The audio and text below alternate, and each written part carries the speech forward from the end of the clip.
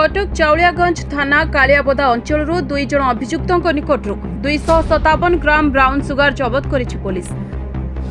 एही मामलारे दुई जन अभियुक्तों को पुलिस गिरफ्त करिछि। गतकाली कालियाबोदा अंचल में पुलिस ब्लॉकिंग एवं चेकिंग करुवा बेले एक धला स्कॉर्पियो गाड़ी में दुई जन संदिग्ध ब्राउन सुगर नहीं जाउथबा पुलिस खबर पाइथिला। तेबे पुलिस गाड़ी चेकिंग करिबा परे गाड़ी 257 ग्राम ब्राउन सुगर सह 2 लाख टंका जबत करिथिला। जबत ब्राउन सुगर अनुमानिक मूल्य 25 लाख रु अधिक टंका हेबो बोली पुलिस कहिछि। अधिक टंका लाभ करिबा पई पश्चिम बंगरु ब्राउन सुगर आनी ओडिशार भद्रक सह विभिन्न स्थान में ग्राहक मानकु बिक्री करुथिले।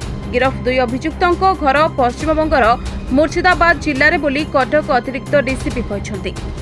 तेणु गतकाली राति आमर कालियाबोदा जोटा कि चाउलियागंज थाना अंडर नाइट ब्लॉकिंग चलुवा समय गोटे स्कॉर्पियो रे आसुला से निर्दिष्ट गोटे खबर आम थिला एवं ब्लॉकिंग समय से स्कॉर्पियो को डिटेन करिया पर स्कॉर्पियो भितरु दुई जन मुदाला जहाँ पोजिशन 257 ग्राम ब्राउन सुगर आम जबत करूँ। स्कॉर्पियो को जबत करूँ एवं 2 गोटी मोबाइल एवं कैश 2 लाख जबत कराई। ए संक्रांत में चाउलियागंज थाना case number 74 dated 12/3/24 under section 21C NDPS act रे केस रुजु कराई तदंत बर्तमान सुधा जारी रही।